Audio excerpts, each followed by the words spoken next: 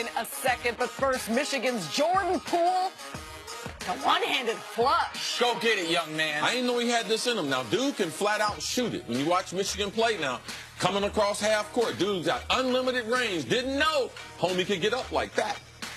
Like and good job, ref, not with the quick tee for the mini stare down.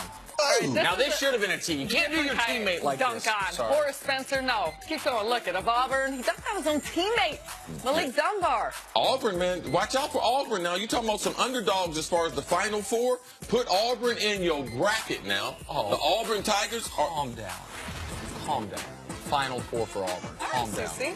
I said Final Four bracket. I understand. I understand. What do you think about this? Dude Ian ain't watching no Boyd. basketball. Look at Ian Boyd. George Mason. Oh, I ain't That's watching the no game basketball. winner. Nope. Okay, then how do I know this is the second time George Mason's beaten this team by a buzzer beater at the end? You know what that How do I means, know Nick? That means the research department had you see these replays several times. That's what that means. Watching video clips is not watching basketball. Shout out to Jamila who fed me that stat. You're right. I haven't watched George Mason since Jim Larinaga was taking me to the Final Four. Sarah, you'll find this out quickly. We got a staff of 12. 10 of them work for Nick. Oh, nice. Nice pivot. I know it was used up for somebody else. Yes. Time for Drawing a Blank. I'm excited for this. Drawing a Blank. The Raptors come out of the All-Star break in first place in the East.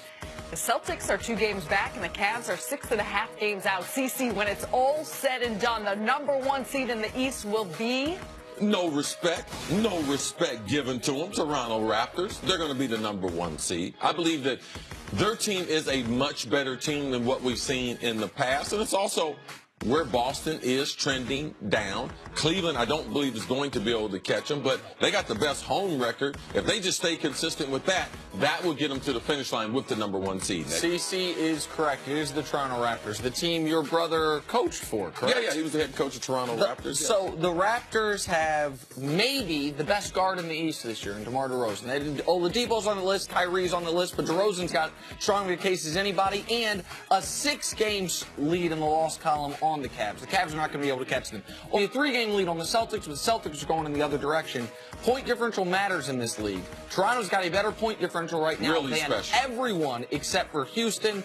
Toronto will be the 1 seed for the first time in franchise history, I believe. Yes.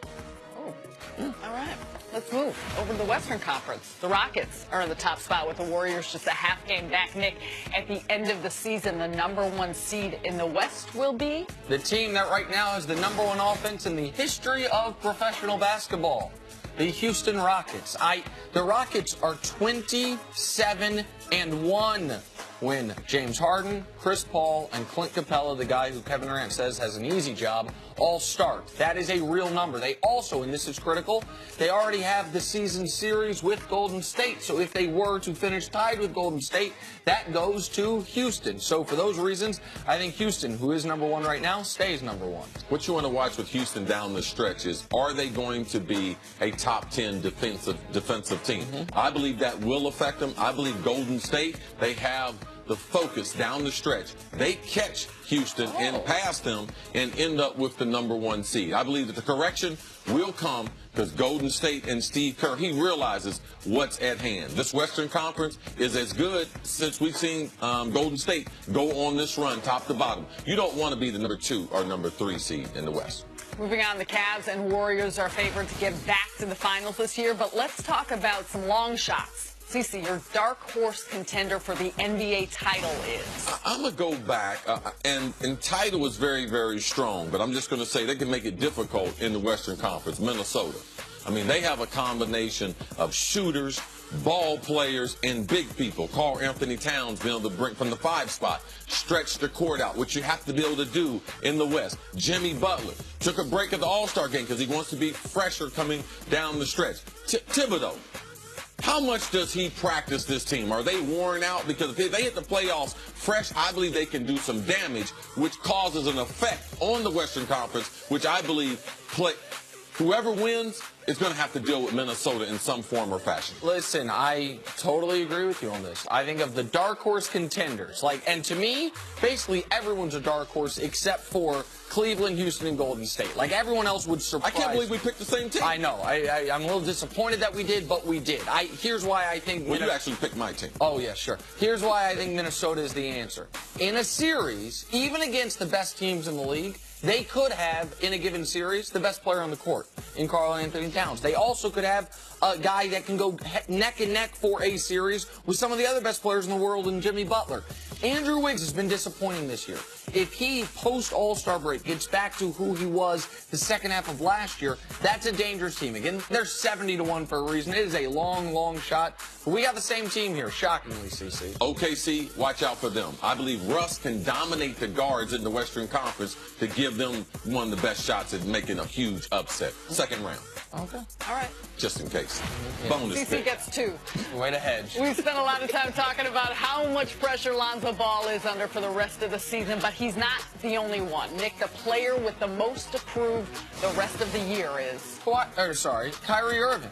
Kyrie Irving. Hey, Kyrie, 3 straight finals. You had everything going for you great. You wanted to go to Boston because you wanted to run a team. You want to be in the MVP conversation. You want to make another All-NBA team. Well, Kyrie's going to struggle to make an All-NBA team this year. Going to struggle to get past the second round of the playoffs this year. Not going to be on many MVP ballots. So you want to continue to justify that decision?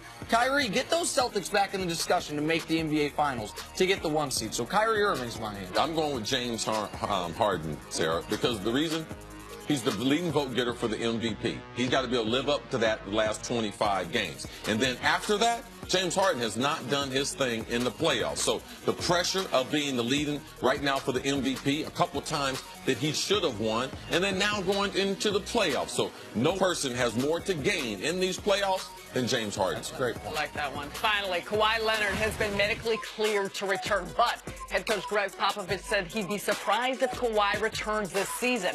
And some people are wondering if this could be the end of Kawhi with the Spurs. So, Nick, Kawhi's team next season will be San Antonio.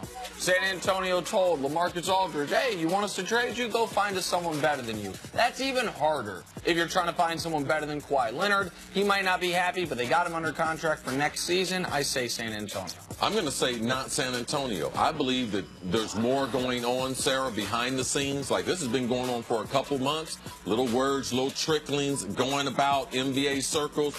I believe that it's going to be big enough because Kawhi going to see another doctor outside of San Antonio lets you know. And the shoe deal and not making money. I believe Kawhi wants to play in a bigger market. New York City will take Kawhi.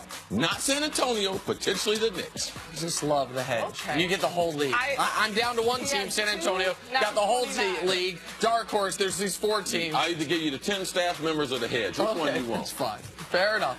Fair enough. more on Kawhi and what it means for the rest of the West. That's next on First Things First. Right here in New York. Sign me up. There is something about a Guinness that reminds